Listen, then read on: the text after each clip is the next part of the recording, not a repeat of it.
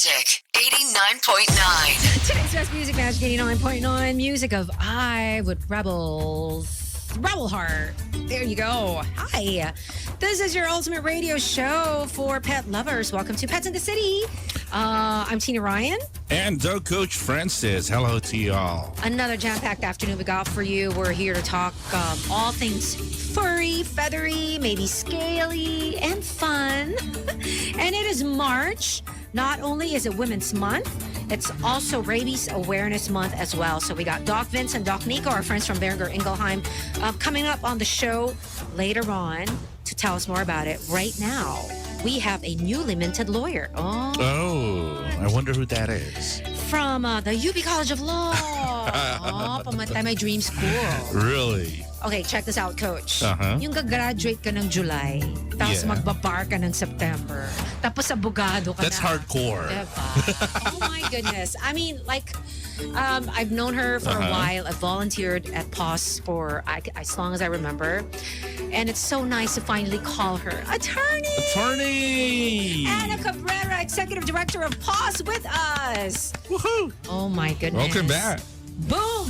Patay na kayong mga, mga salbay sa animals. Sa animals. Attorney, congratulations, by the way. Hi. Thank you, Tina. Thank you, Coach Francis. Yeah. I'm glad to be here again. You have the first month. I mean, the first Monday. Ano ba yan? I started my Monday, Wednesday na agad. This happened earlier in the meeting. We were all kalat. But it is the first Monday of March. And yeah, POS has an hour as your platform. And I'm so excited that we finally have freaking lawyer to fight for animal rights. Yeah. So how have you been? You look well rested because the last time I saw you, I think you were still a bit studying for the board. Yes. What's it like now that you made it? Yeah, okay. So it's still nakakakilig, no? Just to hear attorney for me, especially since I've worked hard for it, and even the POS people had to cover a lot for me while I was studying because it was juggling, working, and then studying. So I'd like to also shout out a thanks to the POS team for really filling in for me while I was, studying. And these are all volunteers, no attorney. Yeah. The love for animals, the heart for animals that these people have. So it's an honor to have you here, attorney. Yeah, it's all likewise an honor to be in your show, and you're a volunteer, Tina. So we're really so grateful. Once in a while, I mean, like I wish I could have a full-time volunteer like you, but off air, Miss Anna was was telling a quick story. Ito pang TikTok na story. No, because whenever we have cases, like please tell them. But we were just talking about the tricycle incident in. Malasiki, Pangasinan. Yeah, sobrang kumuludugo ko doon, attorney. And so this was before you passed the board, diba? So Just passed, Okay. pero not yet taken the oath. And I was telling you about medyo crazy, the Pinoy mentality when you have attorney, you have to be called attorney. And then when you're a doctor, you have to be called a doctor, which I've always not really liked, no? So sabi ko, I really not want to be called attorney.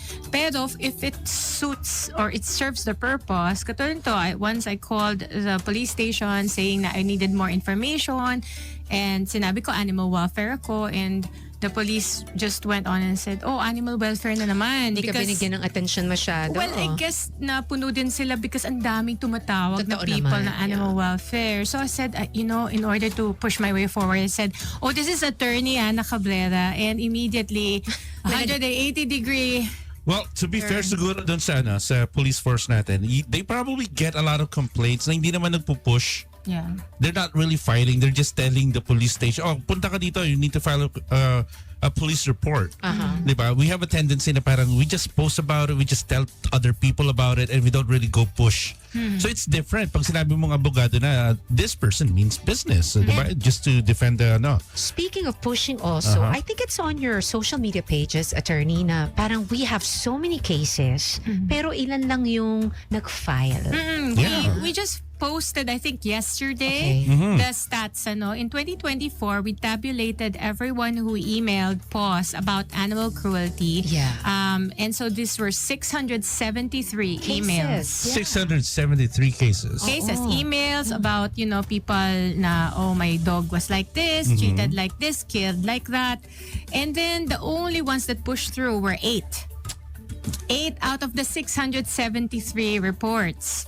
Why do you think, what is the reason behind that, attorney? Maybe they find it daunting then they have to submit an affidavit. And a lot of people were saying na, kasi, we're afraid for our safety. But then it boggles the mind also kasi they're afraid for their own safety, but they've already posted on social media where their profiles are visible. And sometimes they gave already media interviews where their faces were on TV. Pero so sabi ko nga, so why not just go full on and then let's do the affidavits kasi you're gonna be called on the stand later, much later on pa kapag naging court case na yung cruelty case. So, bali, in short, wala pong mangyayari sa sumbong nyo or it's sa best that reklamo nyo. you gather evidence lang muna.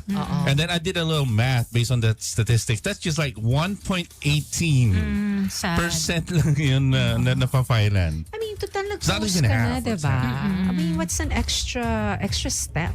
And ang problem pa, we keep telling people, before you post, sana you prioritize the filing of the affidavits, lalo na if you've witnessed it already. Kasi when you post ahead of time, they tend to go into hiding. They tend to think about their excuse or paano palusutan.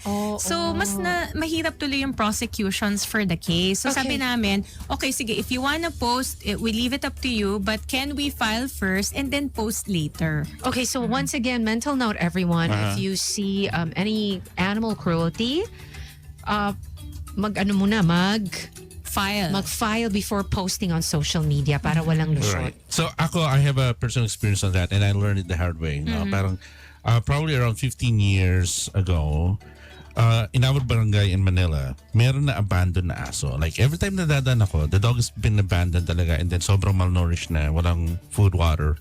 So ginawa ko, ako yung nagbibigay ng food and ng water. Okay? And then sinabi ko, doon sa kapitbahay, sino may-ari ng aso? Bakit iniwanan dito? Ay, tagal nang wala yung may-ari dyan. Oh my gosh, okay. Tapos sabi ko, sige, i-report ko to sa barangay. Diba?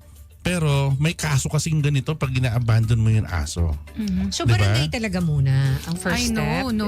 No, pero yung nga, I didn't know any better then. Pero the following day, nawala yung aso.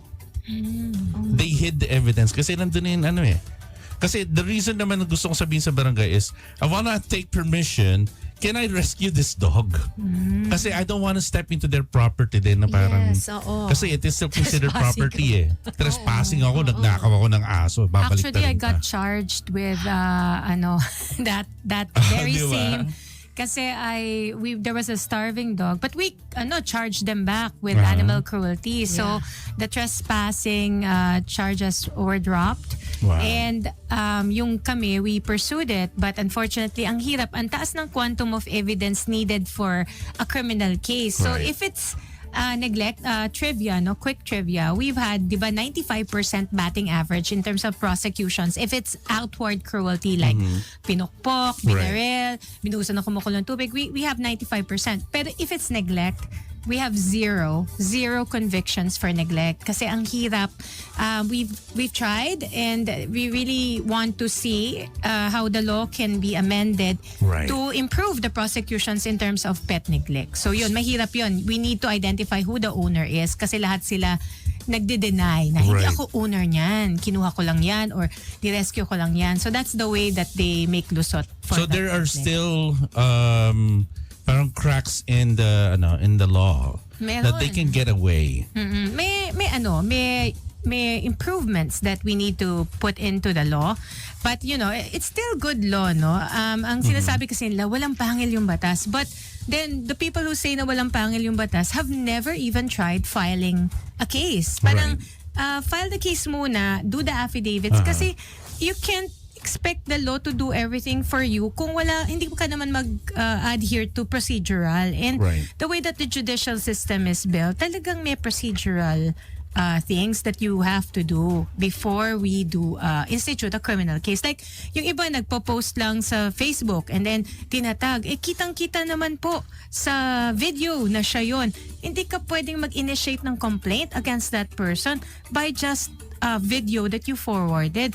You really have to do an affidavit, and that's what initiates the criminal complaint. There you go. I have a question. Coach, before you proceed to the next question, we are live on Facebook, Magic 899 Facebook, and on playback.tv/Magic899. Hi to Exhibit. Hi, attorney. And Lovecat says, hi, Coach Francis. Hello. Miss Anna's one of my heroine. Oh. Megatron, hi. Also to Batang 90s Pop. What is that? Also to content creators, please post responsibly and not just post to gain views and likes. Okay, go ahead, Coach. Yeah, so you probably studied about, syempre, Animal Welfare Act, diba, locally here in the Philippines. Pero how does our law compared to the Animal Welfare Acts of other countries like the US or like Britain? I mean, how does it compare? Malayo ba? Malaki ba yung pagkakaiba? Well, for starters, no, the animal welfare laws in the US and the Western countries, mga UK, they were passed in 1898. Wow. And We're 100 years behind. yeah, We're so delayed. 1998 tayo nagkaroon ng Animal Oh, Welfare wow. Act. So exactly 100 years. And you have to also appreciate that the UK had laws protecting animals ahead of laws protecting children. Oh. Yan. So interesting. so talagang mas advanced sila, no? But I did the internship in the UK, yung mga RSPCA police Yes. nila. And they have mga citations pag every time that there's a proper care for the rabbits and hindi totoo na police yung, kasi sabi nila animal police. The ones that are parang animal police are still coordinating with the police. So Right. it's a misconception that their animal police has the same parang powers as the Powers, police. yeah. They just coordinate with the police a lot.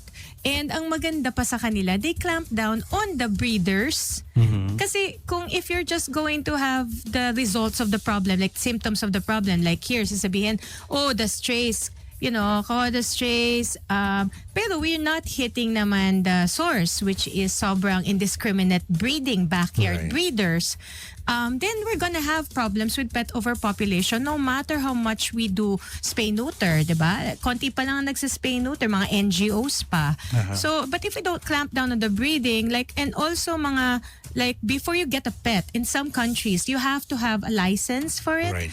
And they're gonna say, you're not ready to have a pet if hindi ka nakaka-apply sa certain standards. So yun yung kailangan natin here sa Pilipinas. Right. Yung parang kailangan mong patunayan na kaya mong bumuhay ng aso. But speaking of police powers, attorney, in the US, di ba, meron, if I'm not mistaken, kasi meron pang reality show yun eh. Parang animal. Parang ganun, parang I watch it. They're like people who eh. really So, go and meron scour. bang sarili sila per state na animal cops? Parang, if I'm gonna Google it. But do you recall? And is it possible to do something here? I did a ride along in Houston SPCA and Pasadena SPCA, ride along with their so-called animal police. But these are people na their enforcement power is limited also with coordinating with police. Kaya lang, they take them seriously because they're uniformed like the police. They have citations. And if you get the citation, talagang the coordination among the agencies in government are so tight that talagang matatakot ka kasi the animal police is also parang closely in coordination with police. So there's always a follow through. Right. Is it different from animal control? Animal control is different from the humane societies, Okay. no? But there are humane societies like the Pasadena SPCA, which is already parang sila din yung animal control and sila din yung shelter kasi they were contracted by the government to do animal control. So animal control, guys, is the pound. Okay. So yung pound, so they get the stray dogs and cats from the streets. And then there's a limited time, no? And then the shelter is mas iba, no? They have leeway as to, hindi naman nila ipuput down agad. Pero yung animal control, mas on time ang kanilang euthanasia.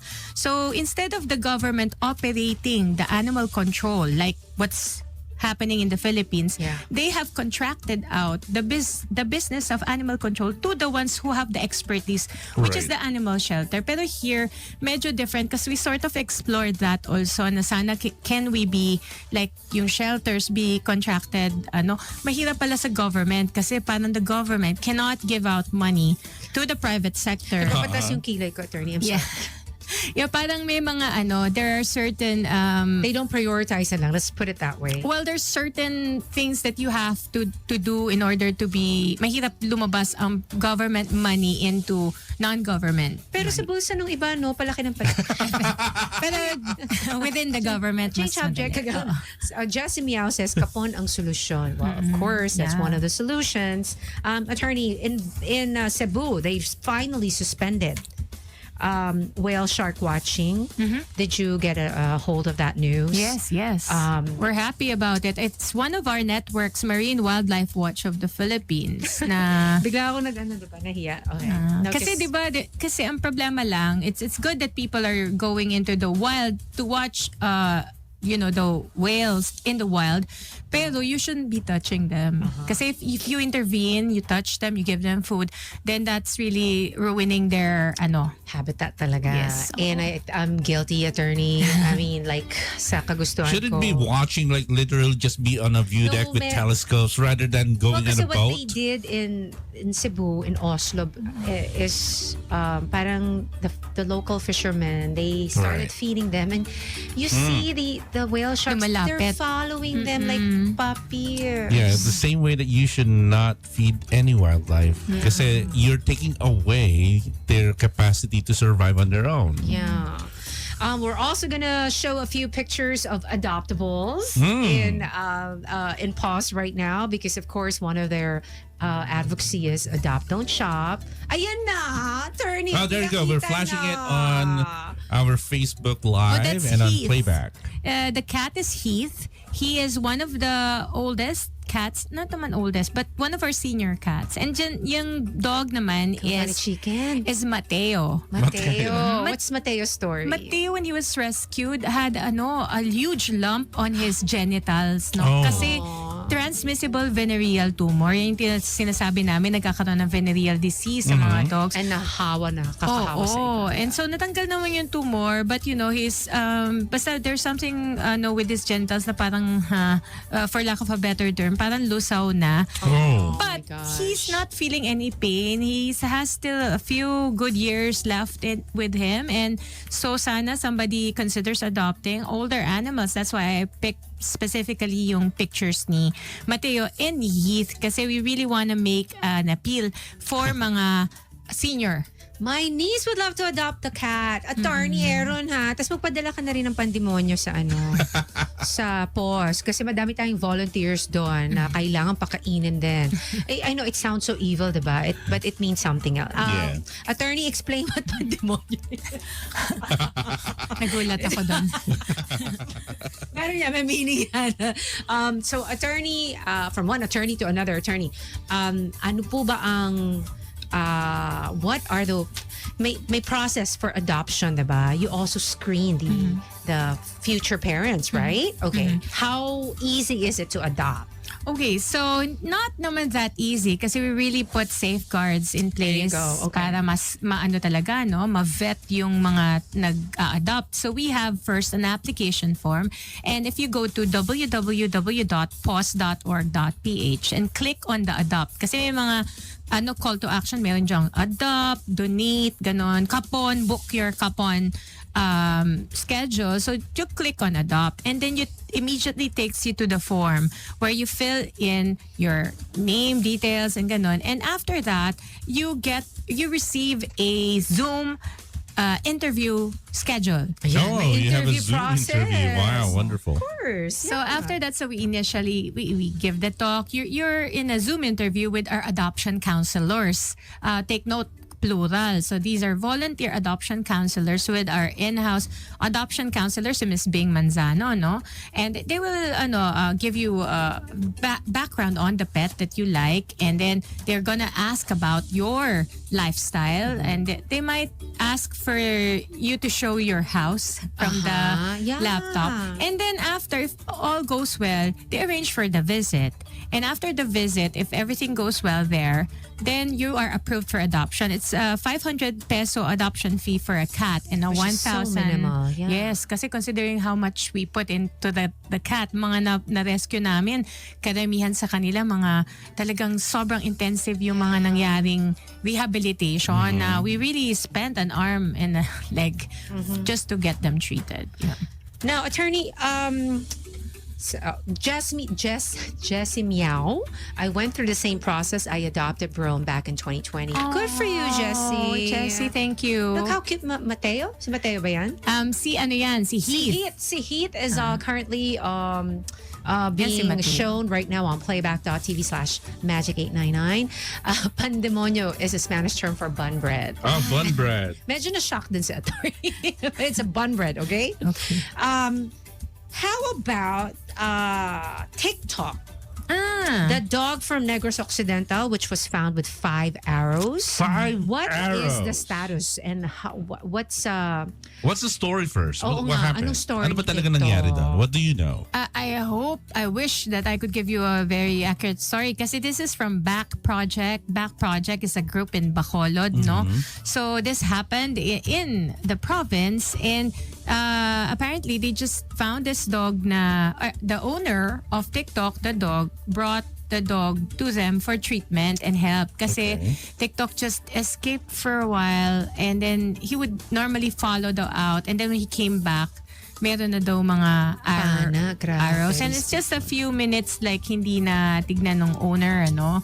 So and shortly after the TikTok incident, meron na naman na napana. Meron, coach, meron na namang bago. So merong culprit talaga. It's like a serial case. Parang Unfortunately, tinatanong ko yung back, can we get the details? Wala pa daw sila. Even if the reward money is 300,000 pesos na yata. Oh, wow. Kasi the mayor offered 100,000, and then several other people offered reward money. So, somebody out there must know something. And sabi namin, the minute we get the details, we can actually, we feel so strongly, we will fly out there and we will file the case with the witness as And how is TikTok now? TikTok is doing better. Safe naman, natanggal na yung mga pana, but I reposted it on my story and said there's a special place in the fiery lake of burning sulfur. Pero here, we're about to post it today. Haven't posted it. It's a cat who was also pinana. The same thing. Here in Manila? Here in Addition Hills, Mandaluyong, Barangay Addition Hills. So, I know.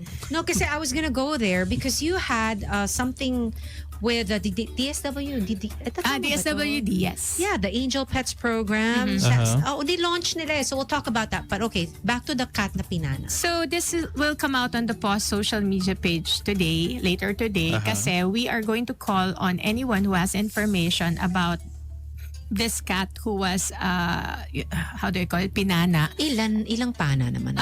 Wow. We'll put out the picture. It seems like it's just 1 arrow though.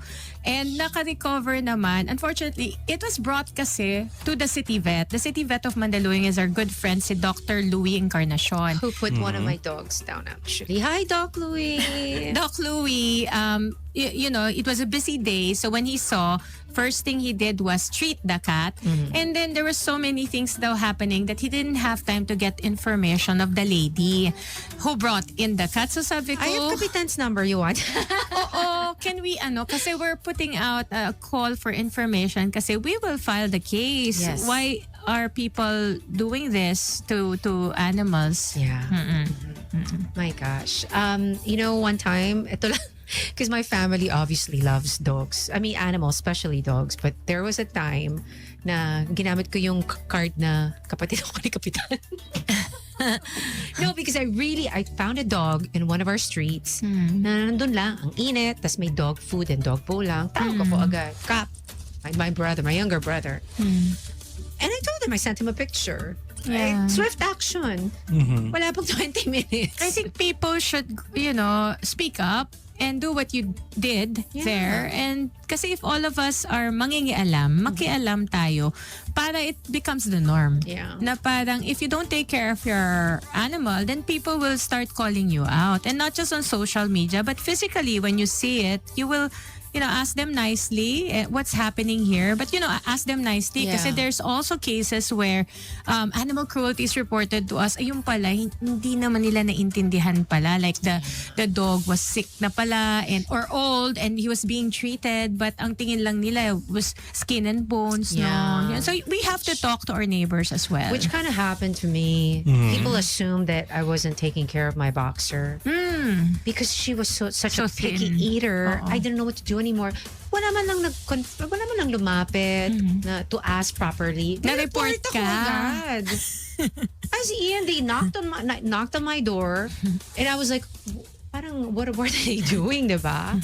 And I didn't know how to react, coach, because my dogs sleep with me in the bed. Right. They eat before me. So I was kind of offended na parang, okay, people really have to be mindful sometimes na alamin muna yung details. Well, at least may nag-report. I mean, if it was the other side naman na talagang napapabayaan. I mean, you can just always na, alaga ko to, here are the photos, ganyan lang talaga siya. At least, you would understand then na parang kaysa naman hindi mag-report, di ba? Totoo naman. Pero yung iba, post agad. Yun ang Yun lang yung problema. masama. We really have to talk to people Right. before we do the posting. And if we're really convinced like something bad has happened, like yung mga binaril, pinukpok, minsan pinapakita pa, pinost pa, let's file those cases muna before we post. Ayan. Yeah, kasi tumatakas pa eh. Ayan, again straight from a lawyer's mouth na to file a report first before posting on social media para walang lusot. Actually, if I takas. may, Tina, Yes, please, not just file.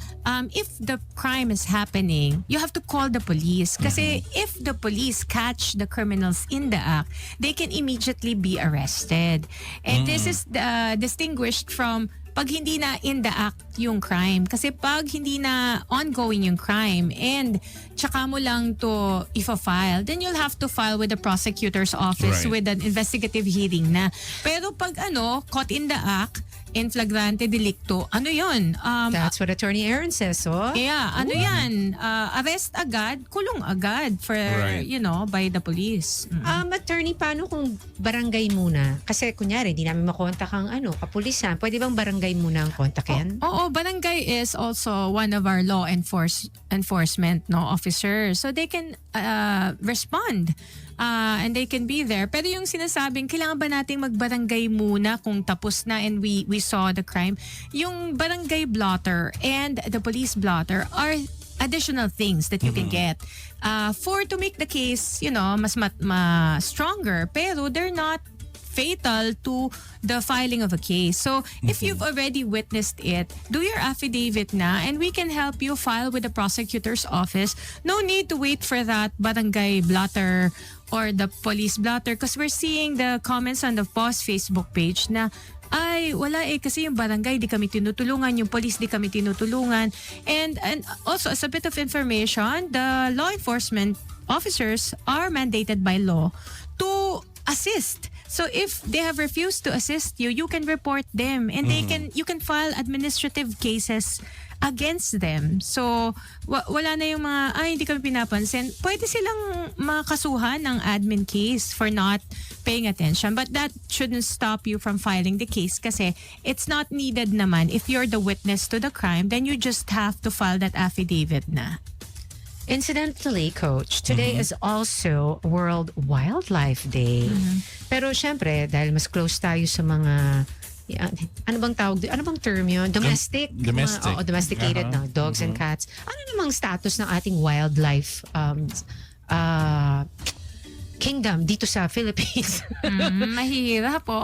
We have a case of, if you know that, yung ostrich na tumakbo nung pandemic, yung 2020. Yeah, that was one hell of a Plains ba news. yun? Yes. Oo, it's here in Quezon City lang. So, Diba, since nakawala, there was people trying to wrestle the ostrich to the ground. Namatay yung mga ostrich na yun, ha? What? And Ilan ba yung nakakawala? Dalawa. Okay, your house has to be huge to have an ostrich in And there. actually, Why would you have an ostrich in a village? you have to have a permit. Exactly. And I think I can say this kasi they've also said it on media. They had no permits. And so not having a permit to keep wildlife in It's your already house. a violation. It's a violation of the Wildlife Act. Anong doon, attorney? Anong parusa doon? Mas Fine lang malaki. naman. Mas malaki pag wildlife kasi lalo na if they're endangered. Pero I think the ostriches are not naman endangered. So just for failure to have the permits in place. But believe it or not, 2020 tong case and it's still ongoing. Because yun na nga, pag they're gonna hire lawyers, they're gonna try to So yeah, it's still ongoing. In fact, I'm going to attend the hearing again next week. What? As a lawyer, I'm so kidding for attorney Anna. Yeah, it sounds like a lot of work for But you know, Attorney Anna. That's in her blood. It's in her heart. She breathes it day in and day Right. out. You know, attorney, if there's one thing in the law that you want to change for the welfare of the animals, what would it be? I think the quantum of proof needed for neglect. Kasi neglect is that silent cruelty eh. There are a lot of dogs suffering in cages and under the heat of the sun. May pag tag-ulan naman, I see those dogs nakatali sa labas na uulanan. Yun ang pet peeve ko. Like I've always wanted to go after. Like I want to go in and unchain them. I want to break those locks on the cages.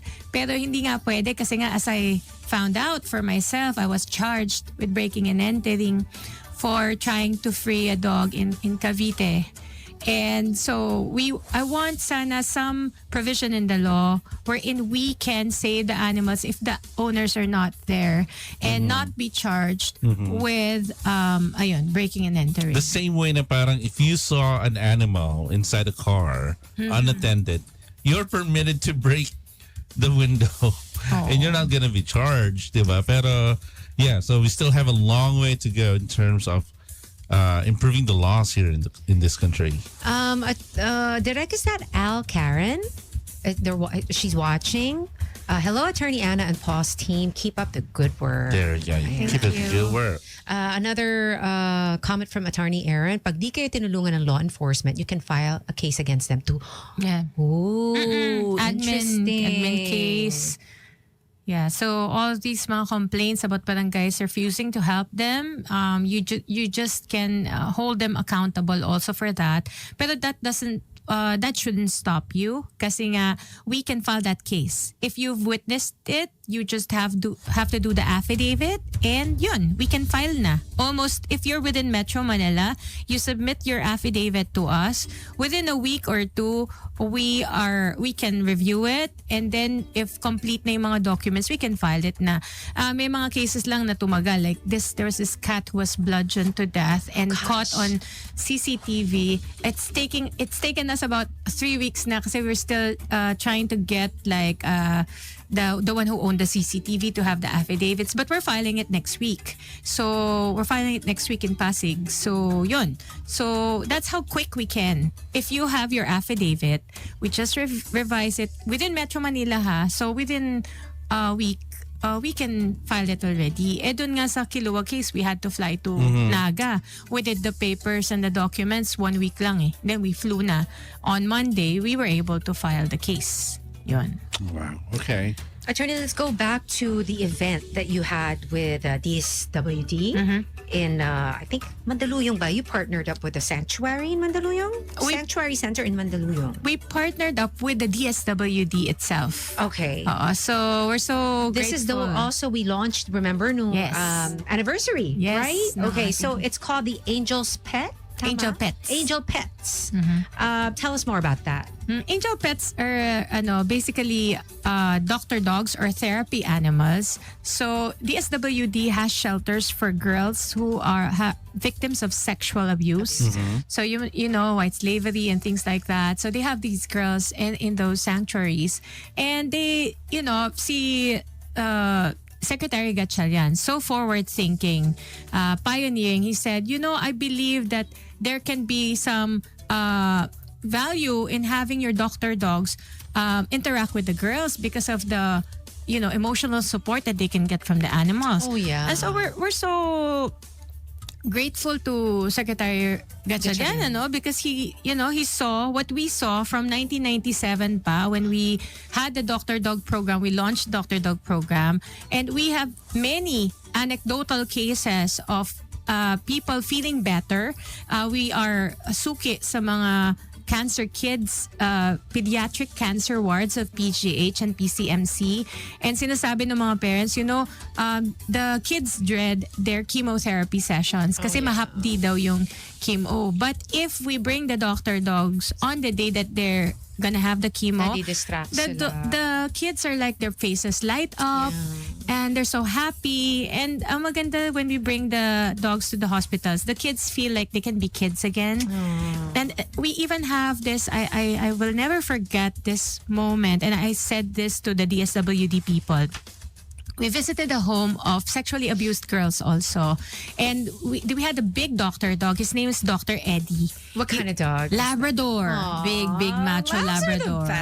And super sweet, no? So we said, and the kids were very, very parang reticent. They were like not really opening up. So sabi ko, why don't we say that they can have the room all to themselves with the doctor dog, and they can whisper to the doctor dog all their problems.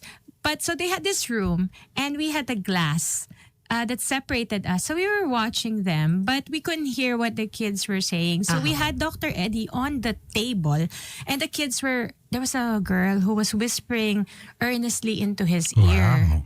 And tears were streaming down her face. Yan, naniyak na rin ako kahit hindi ko pa alam, di ba? And we were just so affected. We were watching from across that glass, and we said, for anyone who says that the Doctor Dog program doesn't work, I wish we could just video this, and if they see that girl with tears streaming down her face, and the dog was like, he looked as if he was listening talaga. And I said, this is it. Pero ang problema, since that's a shelter, we cannot document. We cannot put out the faces. So that's also the problem. We've been to the mga psychiatric wards of hospitals and sa mga prisons. We've seen how the dogs affect the humans in a positive way, and we can't even take pictures of them. But now that with the partnership with DSWD, okay na? Pwedeng... Ang maganda sa DSWD, they've offered to document it like scientifically with their social workers, and they're gonna quantify the effect of the dogs on the patients. Yeah. So it's going to be groundbreaking, and we're so happy about it. So shout out to the DSWD people. The DSWD are called like social workers in red vests. So what they did with the angel pets, sabi nila, the doctors, the pets in red vests, nilagyan din nila ng red vests yung doctor dogs namin. Ano bang qualification, Attorney Ana? For doctor dogs? Si Pepper. Si Dr. Pepper na to. Dr. Pepper. Doktor nakakawindang to eh. How do they apply to be doctor dogs? We are looking for more doctor dogs because there are so many facilities of the DSWD which need the service of therapy animals. They have to be at least 2 years old. They have to be spayed or neutered. And they have to be of good temperament. In fact, there is a temperament testing that we do. Baksak na yun ako. Oo. Nakakaawa kasi sometimes people apply their pets tapos hindi pumapasa kasi it's rigorous testing. We do stuff that you shouldn't really actually do to dogs. Like suddenly we will pull their tail yung when they're not looking. And an ordinary dog would, in those circumstances, would growl or and it's not because they're bad dogs. Because May kilala ako magaling na trainer. but no. We don't want these things na parang trained into them. We want the dogs na they're raised in such loving environments na parang they don't suspect like anyone would really hurt them kasi that's where the growling is. Kaya ngayon pag sinasabi na, bakit ko konti lang ang doctor dogs ng post na aspin? Eh sabi ko, they were treated very badly. They tend to be, they tend to distrust people. Humans, of course, Oo. yeah. So we only have like about 2 or 3 doctor dogs on the roster na Aspin or Asong Pinoy. But we have more of Pomeranians and Golden Retrievers we have. Okay. Oo. We have 1 Corgi. All right. So the thing about bakit mas konti yun dun sa mga Hello, sorry. Laka, ginalaw mo yung mic. Ako na wala yung mic. Okay. Patay tayo kay Chief Dog. So the thing about bakit mas konti yung mga Aspins, you have to look at the natural temperament of the Aspins. Aspins are great guard dogs. Okay, so they will try to protect their territory. They are naturally aloof. That's part of their survival instincts. And then if the dog is special pa na parang they come from a bad background, that heightens that protective instinct. So they will not qualify. Whereas most of the therapy dogs and even service dogs are Golden Retrievers and Labradors because they were even bred to be just that. Okay, so breeding is very important, and then not just breeding, pero the way that you're raising. The dog needs to be coming from a loving home, who's used to being touched by people, used to go to a lot of places. So, kasi meron nang pumunta sa akin dati, sabi nila, Coach, gusto kong maging therapy dog yung aso ko. Sabi ko, okay, anong background? So, rescue namin eh. Sabi ko, no, it appears that your dog needs its own therapy dog. Yeah. No, so rescue so the dog needs its own therapy. Hindi dapat wala siyang problema. 'Di ba? We do have a rescue dog na past the program. So, Dr. Chloe was a rescue. And meron din kami mga rescued from dog meat trade pa who made it. But those are like very few. So, in terms of percentage, tama, that there's parang very very few lang na ganitong mga circumstances. Pero try nyo pa din, diba? You should go ahead and then try if your dog would qualify. If not, then you can try your other dogs. Okay. I think the dachshund breed is like far from the best. And I think we had one before na dachshund na doctor dog. We've Have had you heard one. of Community Tales? Attorney Anna? Community Tales is like yun. I think they were also like they're ganun din yung system, no? So just a different brand and different group doing it. Attorney Anna, thank you so much for your time. I mean, my gosh, I don't think an hour is enough. I think, So much to talk Oo about. nga eh. But I do have one last question for Miss Anna. Attorney Anna, PAWS has been a game changer for animal welfare. What's been the most rewarding main character moment in your journey with PAWS? I guess it's actually the doctor dog program. It's kasi people think that our work is all about animals, people helping animals. Pero people don't quite see the side of animals helping people as well. That it's a symbiotic relationship. And what they give to us is much, much more than we can ever give to them. So, parang my work, sometimes it's heavy because we see all the cruelty. But in that moment when I saw like one moment na we went to a school with autistic children and there was a kid who was talking to a doctor dog and then the teachers were like, they were all abuzz, no, excited, and sabi ko, it's okay, ma'ams, ganyan po talaga, nakikipag-usap po talaga yung mga kids sa doctor dog. But the teacher said, no ma'am, you don't understand. That kid Never has spoke. not spoken a word to anyone since he enrolled here and he was just rocking himself back and forth. And we're specialists. We're occupational therapists, we're speech therapists. We've been trying to get him out of the shell. And these people, all professionals trying to get that kid to come out, they weren't successful. But the dog in one moment was able to do something that none of them have ever done. So ako in that moment, I realized na, I'm here, we're helping animals, sure. And sometimes you feel na, we're doing them a favor. Yeah. But actually, we're just giving them their due because they give so much more to us. So it's not always about people helping animals, but about animals helping people. And I think when we view the world na, it's, we with them, animals are not here for us. Animals are here with us. And then that's really what animal welfare is. Well said. Well said. Attorney Anna, it's so great seeing you here. MJ's tuned in. Hi, MJ. And Mochi, she tries to send a picture of her dog listening to us, which I love. Again, Attorney Anna, if they have any questions, where can they find you? Okay, for questions, just, our email, philpos@yahoo.com, and there's also philpos@pos.org.ph. Those are our emails. And there's a contact form on our website, pos.org.ph, and you can just zap whatever your concern is. And we would try to get back to you because right now there's a deluge of animal cruelty cases. So we're trying to go through the emails one by one. And then Mondays to Saturdays, our shelter is open, shelter office, except Wednesdays, no? So just go there between 8 to 5. And if it's not me, it's our admins or the adoption counselor that you will get to talk to. And everybody's well-versed about any concerns that you may have, whether animal cruelty, adoption, or having an outreach program for kapon in your area. Nice. There you go. And you can donate in cash or in kind or your time. So we'll catch you. Hoy, yung mga cruel dyan sa animals, no? Matakot na kayo, may lawyer na ang posh. So, Attorney Anna, thank you so much for gracing our show. And we do hope Thank you. I can't wait for another update in a few weeks. Yes.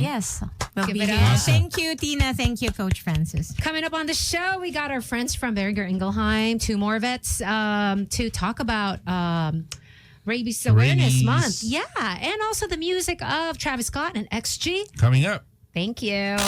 Magic 89.9. Howling from XG. Is it humahawl na ba yung mga tao sa init? It is super hot. Okay, it's a different temperature in Lipa for sure. Well, Pero we're they just a few suspended degrees, but it's still classes. hot. Diba, they suspended classes today supposedly because of the supposedly heat index. But here in Mandaluyong, it's still kind of nawala. The sun sort of disappeared somehow. But right now, I don't know where. How do you even... And... Okay, guys, you have to change your name on playback. Enrix? Okay, Make Enrix. it readable. Okay, Enrix Haya. Why do you have to make your name so complicated? Okay, Philippines turning into a microwave. Akala ko today, this March daw. Okay, I hope you guys are keeping cool wherever you are. With the voice of summer, it's returning like right now. So please stay hydrated and keep your pets hydrated. Thank you, Attorney, for reminding us. And that's why I was asking our good-looking vets from Beringer Ingelheim how hot it was outside. Wala, no? Makulimlim ngayon. Oh, in Mandaluyong, it is makulimlim. In UP, Junior Jockleries, makulimlim din. How about in Lipa, Coach? It was starting to darken up a little bit on my way here, pero it was still pretty hot. But is the sun out? Hot? Yeah, the sun was out at least earlier this morning. But on my way here, Okay. it was starting to be cloudy. Okay. Because yesterday I was out in the heat. Like, kasagsagando ka. From, what time did we go to Bridgetown? We had an event. Congratulations, by the way, FJ Moto Enduro. 2 to about 6. I went home and I felt sick. And I love the heat. But I guess as you age, it's a different story. Diba? I never liked the heat. Oh my gosh, in Dubai when I lived there for 3 months, alam mong Pinoy nakapayo. Diba? magpayong. And they were like, hoy, magpayo ka. I was embracing the heat like I'm like the sun goddess, you know? But It must be a Southeast Asia thing. Because even the Japanese likes bringing umbrellas. Eksabit sa Malabon, makulimlim din daw. Hello, everybody from Malabon. Ang init sa Muntinlupa. Okay. Hello Baka then. nagbe-bake ng pandemonyo si attorney. It's a pandemonyo is it's a term. Spanish term for ano ba? What kind of bun? Okay. Pasig umaambon ng konti. Wow. Okay. Quezon City, bakery namin. Okay. Kulimlim din daw in Makati. Thank you for the weather Thank update. you. Wow, ang dami nating mga weather reporters on playback. That's right. But anyway, we want to welcome back our friends from Beringer Ingelheim. Not only is it Women's Month this March, but it's also Rabies Awareness Month, and we have a. Why am I running out of words? Event. We have an event coming up, and they're going to be partnering with us. Welcome back, Doc Nico and Doc Vin. Hello. Yes, Welcome back to Pets in the City of Magic 89.9. Okay, Rabies Awareness Month. Oh, let's cut to the chase. What is rabies? Okay, so it's a good time to discuss about rabies because of it's March already. So rabies, to simplify things, is a disease. It's a viral disease that can infect both animals and humans. So yes, nakakahawa siya sa tao. So usually affected is yung mga warm-blooded like dogs and cats. And unfortunately, almost always, it is highly fatal. Meaning 100% pwedeng mamatay yung infected patient. So it has a high public health importance. Right. That's why we're doing so many campaigns. So right now we've been raising awareness campaign to let the public know that rabies is an important disease that they should know. Yeah, and thank you for inviting us here again. And it's time, actually, a really good time for us to discuss rabies because it's Rabies Awareness Month. And this time in the Philippines, it's dedicated to the education of our countrymen about the prevention and control of rabies. So we have the discussions about rabies awareness, encourage people to vaccinate their pets, and ultimately to save lives. If a dog gets vaccinated for rabies once, are they protected forever or do they need a booster era? A booster, like a yearly booster. Or how long before a dog needs a booster? Okay, so that's a very wonderful question. So number one, yes, they need a booster shot. So Yearly. every year. So pasaway. Yearly. Yes, that's part of being a responsible pet owner. So we ensure that our pets are always protected against diseases. Okay. Okay, so if my dog already has anti-rabies shot, like yearly naman, okay, and then my dog accidentally was bitten by a dog with rabies, what are the odds that my dog will get rabies? Well, the odds that it will get rabies is low, and we have certain protocols to do. So maganda yung question mo, Coach Francis. For example, you have a dog and kinagat siya ng isang dog na May rabies. Suspected to have rabies. Suspected, yeah. But we have to clarify first, is it suspected or confirmed rabies? Because depending on the situation, the protocol can change. Okay. If this is a suspected dog, number one, the dog na kumagat should always The be... villain. Yeah. Okay. It should be quarantined. Quarantine. Yes. For observation. For observation. So for 14 days or 2 weeks, quarantined. And if ever the clinical signs will appear and the dog will die, then it has to be submitted. Confirmed. So isa-submit muna siya sa laboratory for confirmation. So that's when we will know if positive ba talaga or negative sa rabies. So the lab will test it. So for the dog na kinagat naman, so again, dalawang scenario. it could be a dog na may bakuna na. So, which is good. So, mababa yung chance or mataas yung chance talaga na promote ng protection against the disease. So, recommendation is to revaccinate the dog and I'm sorry, revaccinate. yes, Okay. revaccinate the dog and observe for 90 days. 90 days. 90 Yes. days? Bummer. That's why rabies is very important. So tagal. Yeah, but Okay. it's a bit stricter with this disease because it's a deadly disease that can be Yes. passed on to To humans. Yeah, yeah. So we're not we're plugging all the holes and really refining our protocol and to such extent that we are really sure when we say that it's not there, it's not there. Do you have like a medical study or statistic of how protected my dogs are? Just in case na parang out of the blue, there's like a rabid cat that goes into my kennel, kinalmot or kinagat yung mga dogs ko, or eventually we're just walking and then you have a rabid dog who just bit my dog while we're walking. So sabi nyo, parang they need to be vaccinated and they observe 90 days, so that's good. Pero yun, I'd like to ask about the statistics, since I'm a statistic guy. Like, how protected is my dog? Or is it like 90%, 95%, 99%? I'd like to play my odds. Well, for that, there's a lot of variables, Coach Francis, that could happen.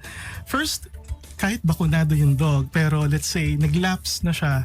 So, medyo bumababa na yung kanyang protection. Okay. So, may possibility. But again, at least meron siyang chance pa, ma-delay pa yung magkaroon siya ng sakit because the existing protection, if yung pet owner can immediately bring it to the veterinarian and the vet can still implement booster shot, then that would be nice. And with the technology that we have right now, our rabies vaccines are really good. So it's they offer a very excellent protection for rabies, and vaccination is still the number one best strategy for prevention. So we want to prevent before magkaroon pa ng outbreak. So would that be like 90%, 95% chance na parang my dog's not gonna get? Kasi it's like having any kind of vaccination, like even flu vaccine. There's still a chance that you might get it, but eventually the symptoms are not as pronounced. Pero for the dog, mas mataas yung fighting chance niya. Is it like a higher 50%, 60%? I don't know. I'm just trying to ask a really difficult question right now. Yeah, so well, for vaccines that we have, they offer excellent protection. So it can protect 100%, up to 100%, given Wow. that the of course, the situation, the body of the animal is in good condition when it was vaccinated. Kasi maraming variables. Sometimes the immune system is down. Baka matanda na. Ganun. Matanda na, or there is a comorbidity, then Right. vaccinated. Sometimes hindi maganda yung reaction. But our vaccines in the market right now are really good. They provide Wow. good protection against rabies. The thing that we wanted to do right now is to encourage pet owners Right. to have their pets vaccinated, kasi sayang yung vaccine if hindi siya naibigay dun sa intended natin mga pets. So yan yung aim natin for Like, hey guys, if your dog, like if the protection is close to 100%, why not give the shot? Question, docs. Totoo ba yung pag sinabi nila na, asong bahay lang naman yan eh. Walang rabies yan. Hindi naman lumalabas yung bahay yan. May, totoo ba yan? Well, Tinawanan na lang. I also hear that kind of comment po. So, well, for rabies, it can be acquired. So, it is usually, kumbaga, pag nanggaling siya sa labas, nakagat siya ng ibang hayop, so it's acquired from another infected animal. So, sa bahay, mababa yung chance na magkaroon sila ng rabies. But, since hindi natin nababantayan 100% kung ano yung ginagawa ng mga pets natin. Sometimes they go out, they play, and maybe baka may mga ibang animals around that could bite them. We don't know. Stray cats. Yeah, that's one. Right. So Yeah, kasi, I mean, the stray cats don't even have to bite. Di ba sa scratch pa lang, sa kalmot, nakakakuha sila? Tama Yes. ba? yeah, possible. Possible. You heard it from Or the vets. even rats. Diba? Since we live in a metro, so they can also have like rabies. Jeannie Mata, hi. Jeannie Mata talaga. Did I say that properly? I might be butchering your names on playback. But hello, dogs from Christian and Anna Girl. Two of my dogs are always fighting. They're both male and they fought their fathers, a 2-year-old pure husky and son, a year-old labski. We'll have the son spayed soon. What else can we do to prevent them from fighting? Both. We'll answer that later. Yeah. I'm sorry. I did. Yeah. The questions are coming in. Hold on. And yes, all dogs need to be vaccinated with the following shots: anti-rabies, 8 and 1, kennel cough. That's just responsible pet ownership. Okay, I understand, but you were gonna say something to the doctors because I do have a valid question. Go ahead. You can ask your question. What about for moms who are into wellness, holistic and refuses to like vaccinate? Oh, anti-vaxxers. Anti, grabe naman to. But and that's it for me. No, I'm just Or they're just hesitant to have their dogs vaccinated. What would you Okay. advise them? docs. Ito, you know where I'm coming from. It kind of scares me. You know, this whole COVID thing, diba? If you think about it, like, there have been studies that some vaccines are not good and some What vaccines studies? some vaccines work. So what do you suggest? What do you suggest to for parents that kind of like are very hesitant? Not naman anti. Patayin ko muna yung mic ko, coach. Diba? Yeah. Who would like to answer that? Diba legit naman yung question ko, Doc? Yes, May mga yes. parents na hoy hesitant after this COVID pandemic, diba? Yun lang naman. So we of course we respect the opinion of others, but if you read about yung data or information about the cons or the disadvantages of vaccines, you also have to read about the advantages of the vaccines. So Okay. to properly evaluate it. And the vaccines that are given to dogs, especially rabies, has been here for a very long, Long time, yeah. Yep. It has been tested, its safety profile. It's been decades. Like, Yeah. bata pa lang ako, meron Nandiyan ata na yung yun. diba? Pinagtawanan ng ako ni Jeannie. What studies? Saka pa, Jeannie, Yeah. And then I gave that comment to, of course, to encourage everyone to read about it. And number two, if you need guidance on it, also consult your veterinarians because they could weigh your options for you. They could give you, weigh your options, and then they could guide you on how to go about it. Even if there are times na you don't want this approach, they could give you another option to look at also. But definitely, the vaccines that we have right now have been in the market for a very long time, and they are proven safe. And the benefit is protection against death. And we're not There just you talking go. about the parang proven here in the Yeah. Philippines, pero it's around the world. We're using like almost the same vaccines. Magsama kayo ni Jeannie tsaka ni Attorney Aaron, ha? Pinagtatawanan niyo ako. Dito po tayo dito. Pag nakipaglaro po ang pet and slight na nag-scratch yung teeth ni pet sa skin ni pet owner, considered na ba yun need ni pet owner magpa-inject? If wala naman symptoms for a certain period of time, considered na ba yun walang rabies? Some people said rabies symptoms appear after later years pa. Tama po ba yun? Yes, it could happen. Pero marami pong variables or possibilities na nag-interplay with it.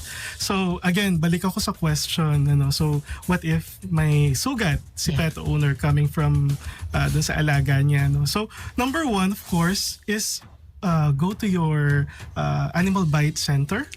So regardless kung ano pa yon, pero that's the best option that we can do because again, rabies is fatal. So it's best that the physician or the health worker specifically trained for this type of complaints Yeah. will examine the type of wound, and then they will ask you the history of your pet, and then they will recommend you some kumbaga treatment or management. So depende sa situation. So the best way is always to report to your animal bite center or the nearest clinic, consult with a health professional, and they will give you the best advice for your concern. Parang hindi kasi lahat ng LGUs may animal bite center, di ba? Well, we have private clinics across the country, like even in Lipa. Okay. I can just, parang in my area, I can cite like 3 or 4 clinics halos magkakatabihan, which just means it's good money, pero it's also bad kasi ibig sabihin marami pa din nakakagat. Di ba? And that's also connected with our guest earlier na parang, hey, if we can only control the number of dogs in the street, then chances are mas mababa. I remember when I was young, nakagat ako ng aso. The following day, na-deads yung dog. Scary. Ano yun? Attorney, seryoso ka ba? Oh my Ibig God. sabihin may rabies yun, diba? Well, unless you culture and then bring it to a lab, you won't know. Pero mas maganda, go please. Go to a nearest ABC now. Eh, buhay pa siya. ibang klaseng nilalang si Attorney Aaron. Yep, and to add on the discussion, kasi naririnig ko kanina na pag nakakagat, right? Ang pinakamabisang pangunang lunas or first aid for this is that if you have a wound or if you think na may wound siya or scratch siya, Hugasan? sabon and running water for 15 minutes. 15 ha? Sa 15. tubig nun.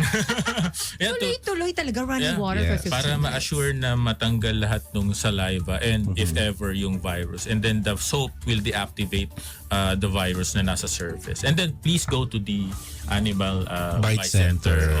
Kasi they will evaluate kung ano yung susunod natin na gagawin. Yung rabies kasi is one of those diseases that I'm extremely afraid of. Okay.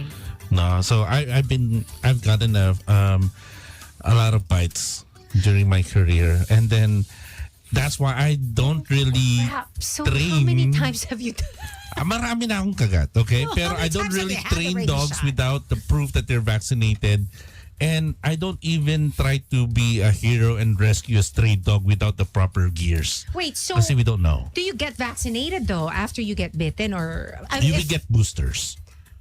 We get every after boosters. bite? Not necessarily, pero titignan mo talaga yung recommended na time frame. Even Pero even if the owner said, paano po yan? Pinakita na updated naman yung vaccine. well, it's different I mean, kasi. rabies shot. It's different kasi when you get a anti-rabies vaccine for the human, meron pang kasamang iba yan, like anti-tetanus and other stuff.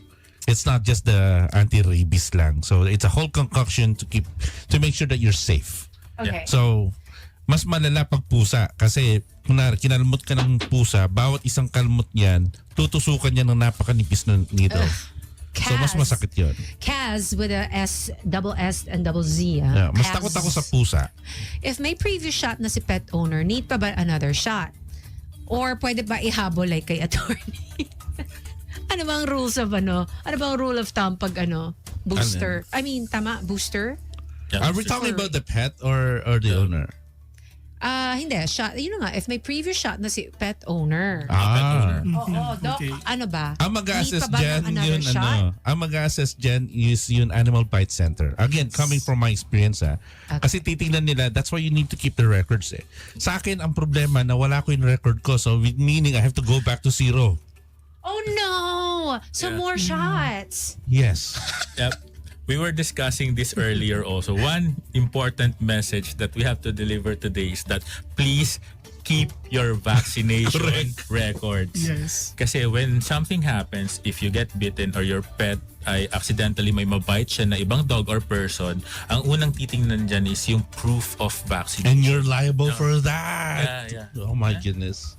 So both, okay? You keep your vaccination record for your pet and for your own vaccination record din. Kasi they're going to give you your record.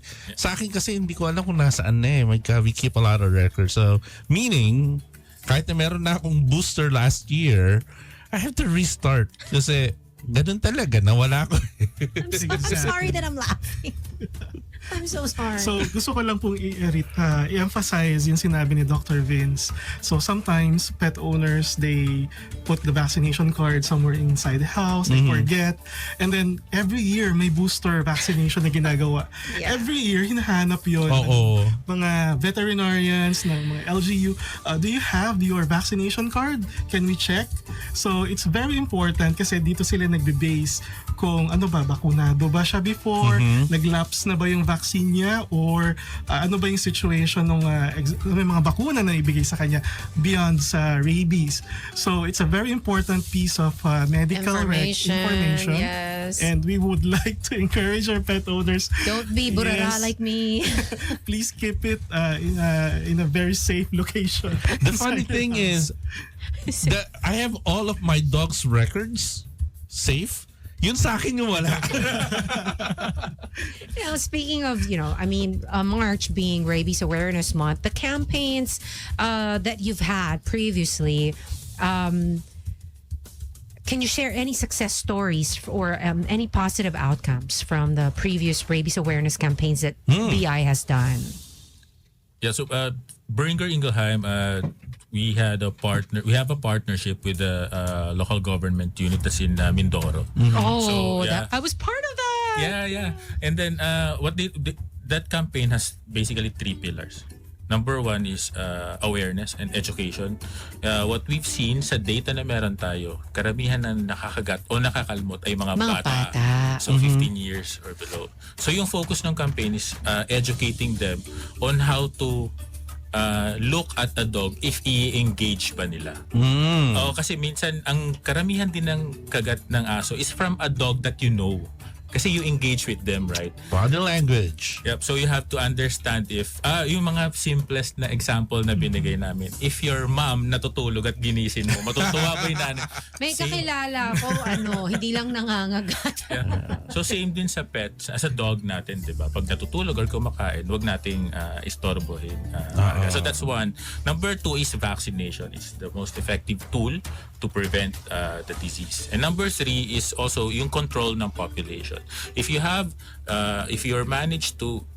able to manage yung population ng pets, more likely mas mababa rin yung chance na magkaroon tayo ng strays. So yeah, so responsible pet ownership. Yeah. You know, I just Stop touching your mic. I have to stop. Sorry. Ala, ayan na. I think Sorry. I have to, Okay. Yeah. So I just remember, just a quick trivia lang. Where did the legend of werewolves come from? Diba? Oo nga, biglang napatingin Do you sa... have any idea?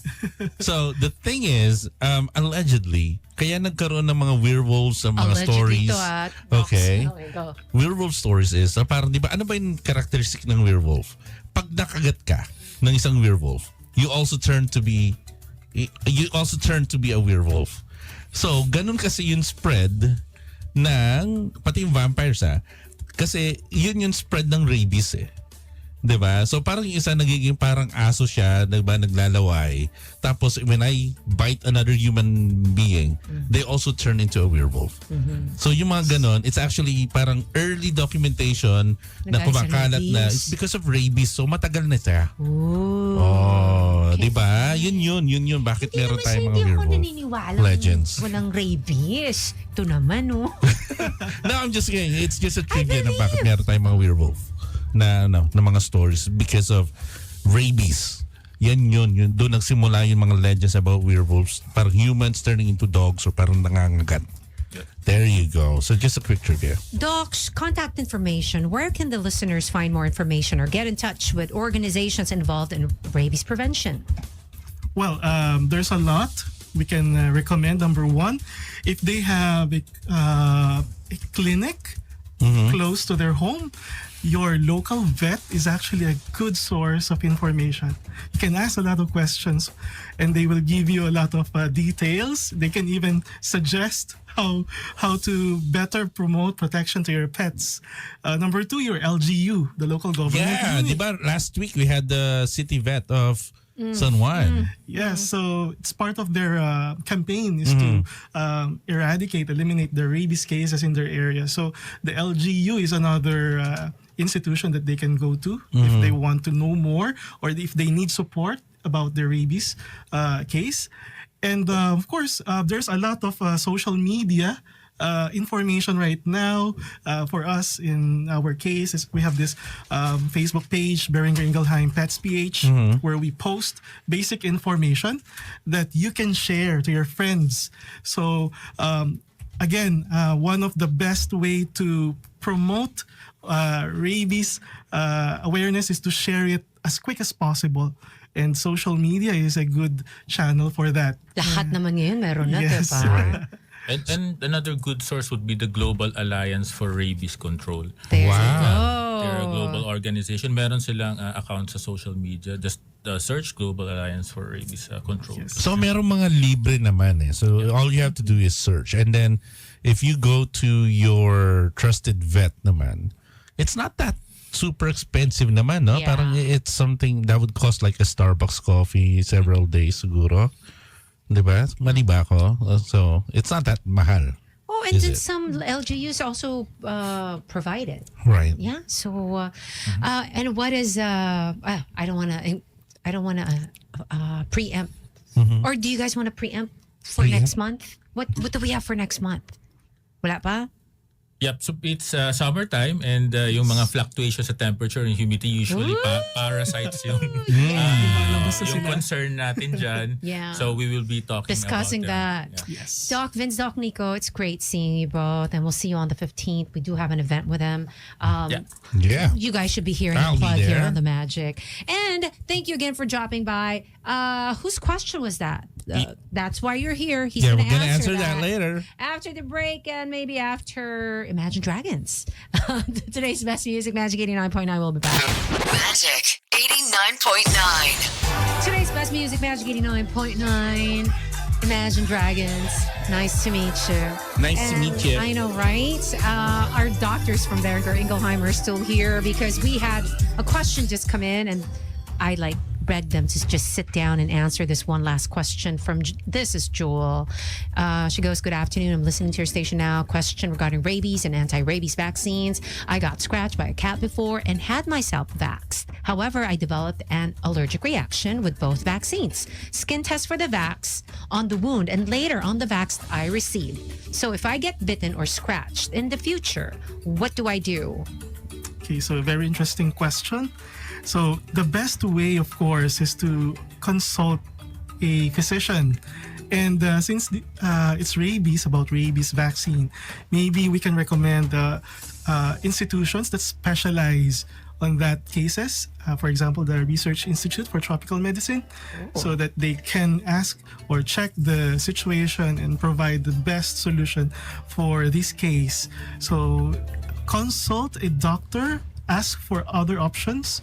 And of course, there is an institution. We're very lucky we have our ITM here in the Philippines. And they can help people that are having problems with rabies and other zoonotic diseases. So yeah, consult the doctors. Yeah, you can call them up, RITM. Just search out on the internet. This is Jewel. There you go. Thank you for sending in your questions, and everybody again for participating. And some who made fun of me. It's okay. It's okay. Doc Vince and Doc Nico, again, thank you so much. Thank you. Thank you so much. Peanut, again. Dog coach Francis and Tina. I hope he's being a good boy at the dog ranch. How is Peanut doing? She's doing well, adjusting really well with the activities and socialization. That's what's important naman kasi. That's what we do at the dog ranch. We socialize them and we teach them manners and then follow schedules. That's what's ito very walang important. manner. Kaya nga eh. And this is the importance of crate training. I'm like the ultimate. It's just Spoiler. Yeah, You're one of those I'm spoilers. the fur mom that you should not be seeking advice from. Because all my dogs, I don't crate them, but I see the importance. As for a 5-month-old, Mm-hmm. is it still good to crate train, or At is it a bit 5 late? months old, they are at their learning phase. Okay, wait. Ito na. Sayo na ako. There you go. So by uwi na 6, sa ranch. by 6, those behaviors would have been solidified, and then they would go into fear impact period. Meaning anything that they've not trained them for those first 6 months, they will start to be fearing it, and that's when the behaviors start to really come out. Like they will start barking, they will start ripping everything. I'm just in happy sight. that her teeth are falling out because my gosh, the baby shark teeth is super painful.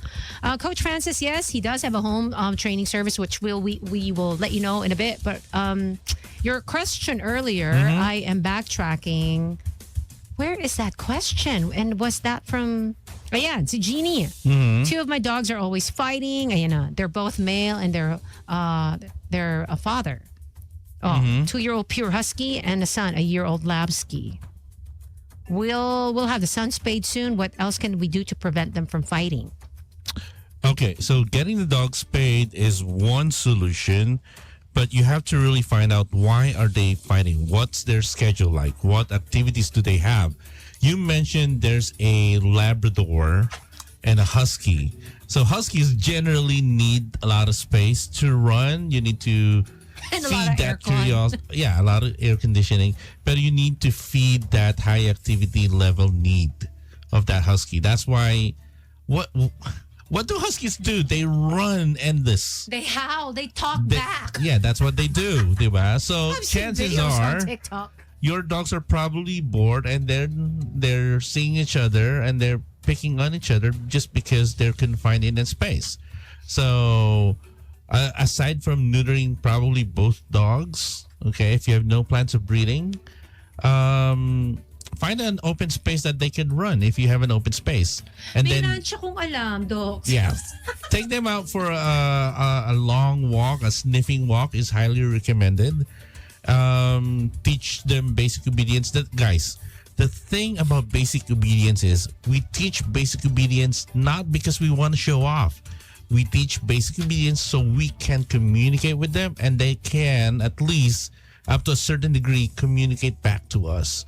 So that's what basic obedience is. It's not going to solve your problem, but it's a way so you can communicate with each other. So when you go out for a walk now, you can call the dog come to you. When you want to take a break, you can tell them to sit.